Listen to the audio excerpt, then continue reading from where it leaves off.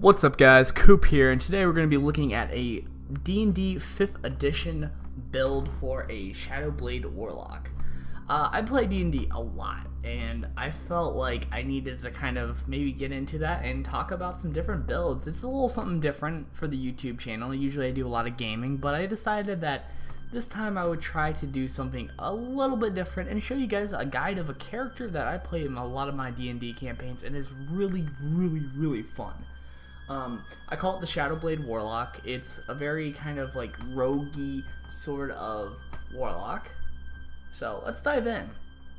So first thing is, why would you play this? Well, it's a warlock that is wanting to use the shadow and dark powers while living the rogue fantasy. So this is like a character that you're going to be having a lot of these really cool like sort of abilities, and you're going to be trying to focus on sort of the fighting and shadow and darkness, but at the same time you're a fighter, you're a rogue, you're sneaky, you're stealthy, you know, that sort of thing. So what type of stats and pact would you want to do? You're going to be wanting to go with a high dex and charisma build. Dex is used to make sure that all your attacks and stealth and everything works out well, and charisma is pretty much just a focus on pretty much making sure that your spells land, make sure that they actually work, and stuff like that. The next is obviously your pact. You're going to be wanting to go with the Pact of the Blade, so which allows you to conjure up a weapon, usually a basic weapon, nothing too elaborate or exotic, but usually you're going to be wanting to do your weapons of choice being a one-handed rapier and a crossbow. The reason you want to choose these is not only do you sort of get more attack and more damage with them, but they're very easy weapons and they're dex based. So if them being dexterity based, you can do way more damage, you have way more times of critting, you can live that rogue fantasy while maintaining still your overall warlock ability. So the high charisma and high dex go hand in hand. The charisma helps you like with spells like these crazy debuffs and sort of spells that can stun them in place, while the dexterity helps you pretty much do the damage, do the rogue fantasy. So, your patron.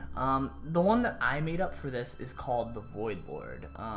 The reason I made it up is I felt like the Fae, the rest of them honestly didn't really feel very dark enough. I mean, the last one you pretty much get to make up whatever you wanted, but this is D&D, so you get to make up whatever you pretty much want. This, you pretty much copy all the Fae spells, and you say just instead it's the Void Lord. Now, what did I think of when I made the Void Lord? I wanted to kind of have like a very dark, shadowy figure that is really kind of like, it lives off of fear. You're going to be using a lot of dark spells. You're going to be trying to make a lot of fog while also maintaining your kind of attack. You're kind of like a Death Knight, but a less tanky Death Knight. Similar to that of a paladin, how they have that Eldritch Knight, you're kind of like that, but you're more focused on like shadow, scaring your opponents, the grave, shit like that. So, now let us get into what races you should probably be. Races are kind of hard to pick from. Honestly, for this one though, you're going to be wanting one with dark vision. We'll get back on that and why. So, obviously you have the dwarves. They're not bad. They're actually pretty well good characters, but they don't really fit with what you want. I mean, they have a nice constitution bonus. If you check over on the sides, a lot of them have like, you know, wisdom, strength, but you're not really, it doesn't really fit with the philosophy you want. So honestly, dwarf does not fit whatsoever with what you're trying to do. Elves, they fit a little bit better, but they're still also okay-ish. You can go with sort of the dexterity, which is a very nice thing to have. I do believe they have dark vision. Yep, they have dark vision, which you'll need, trust me with this. And they have really good perception. But the main thing that you want is, you do not want a high elf because they give you intelligence and everything. You actually want Drow.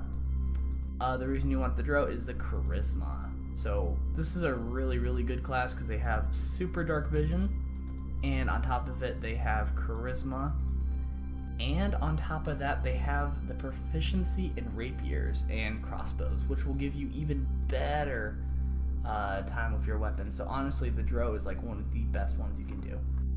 The next one, Halflings, they're okay. They're not my favorite in the world, honestly. I just don't really like them.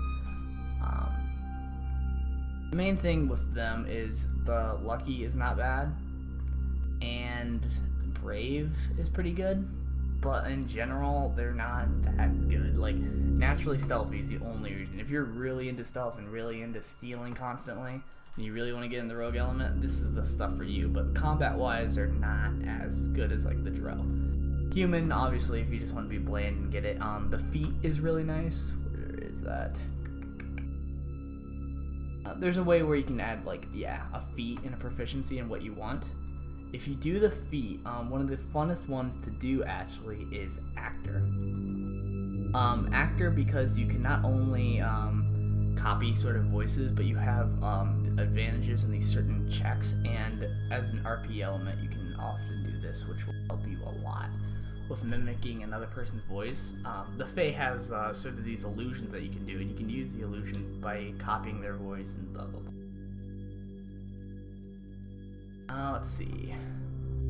So, races was Dragonborn are okay. I mean, the rest of the races are pretty okay. Gnome's actually probably one of the worst. Half-elf is the second to best, honestly, because of not only do you get the charisma, but you also get to place 2 stats wherever you want. The extra language is always good, dark vision. But honestly, if you're going to be going for this, you're going to really, really, really want to go with the Dro elf. Just that extra dark vision, which will help you out a lot, and it gives you the rapier and the stuff, and the crossbow bonus, which just all around is so much better. So, that's sort of the fantasy. The dark, the Void Lord is kind of the shadowy figure that gives you these certain powers. So what are the powers that you get first thing? Okay, level 1, Eldritch Blast, Chill Touch, Hex, and then you're going to want to buy your rapier and hand crossbow.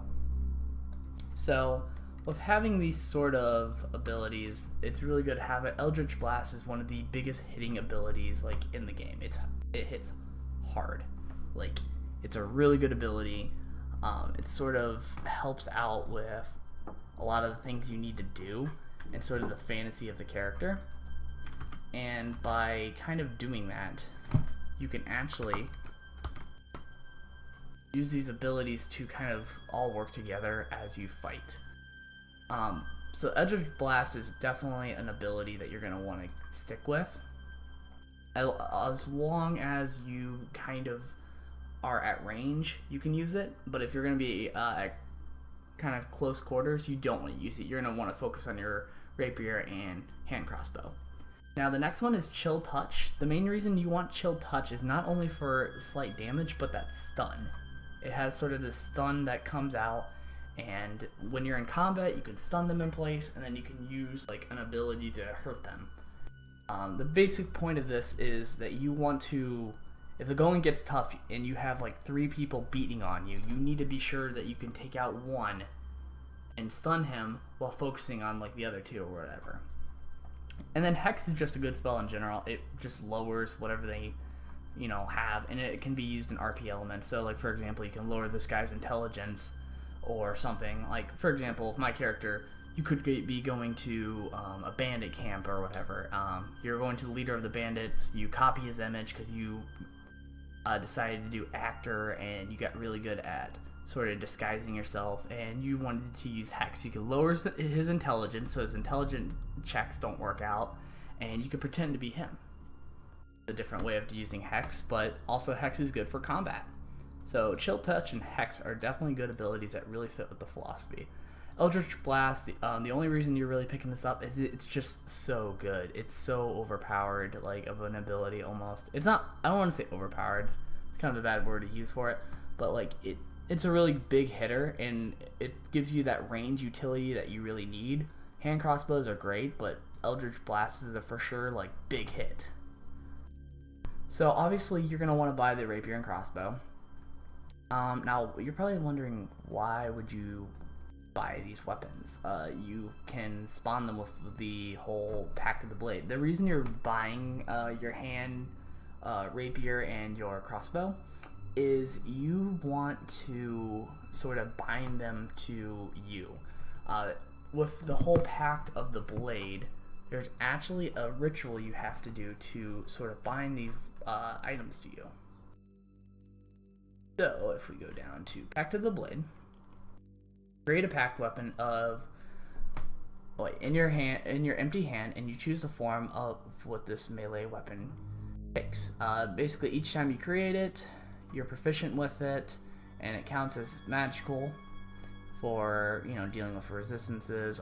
It disappears if it's more than 5 feet away from you for more than 1 minute. You can also transform one magic weapon into your pact weapon by performing a special ritual. So that's the main reason you want to do it. You want to transform a magic weapon into your pact weapon and be like, okay, I will always on the fly be able to make this. And it's just a different element to do that. It's just a way of binding a weapon and having that efficiency. So if like the weapon breaks or someone steals it, or you want to spawn like 2 of them. Now keep in mind that this blade that you have is different from the blade that you have. You're making just a conjuring version of it.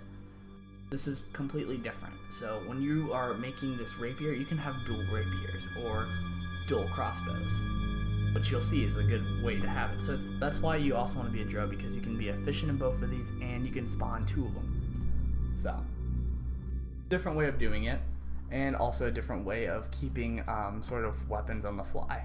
So the reason you really want it though is you want to have an efficient rapier and efficient crossbow, and if you don't, you're just going to have a basic one.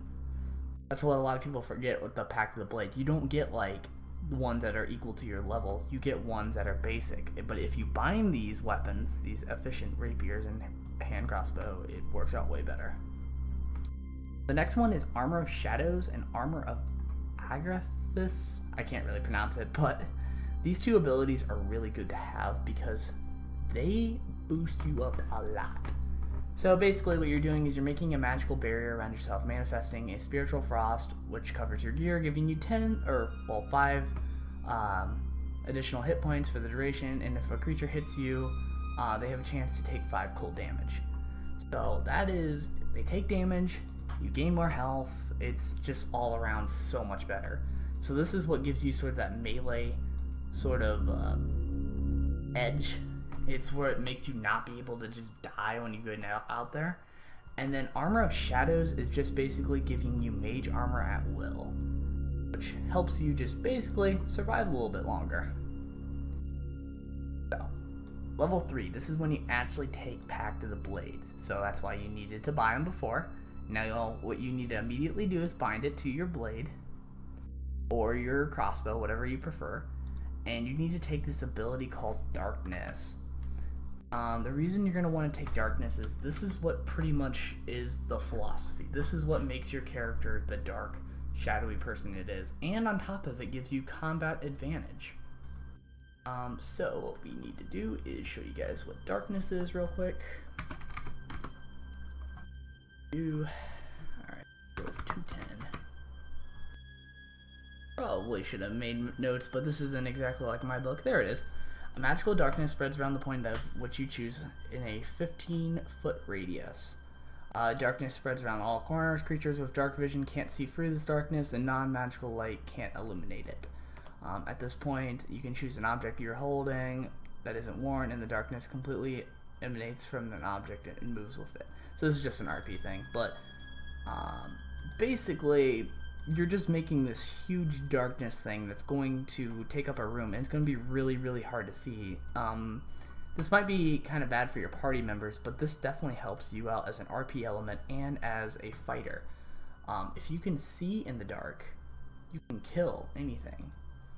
So the point is you're using this darkness to your advantage, and you get to do things like with the Fae, be able to summon a dark aberration illusion and scare them. So you use darkness, they can't fight, they can't see, they're just like, this sucks, I can't do anything. And then you summon an aberration which scares the living like hell out of them, And then on top of it, you can do Chill Touch to make sure that they're extra frozen in place, and then your teammates can just wail on him because he's scared, he's frozen, you know, he's stuck in this darkness where he can't see. It's so much better. As long as you have dark vision, this is a really good build. So that's where it all kind of ties together. But level 4 is when everything gets good. Level 4, you need to make sure that Dex is at 20. It has to be at 20 for anything to work. And then you need to get your first feat. And you're going to choose the crossbow expert feat. Now why on earth would you get that? Well, with having your proficiency up, which is why the draw is good, and getting this, you can attack with your rapier, and as an extra action, your second action, get a free crossbow shot.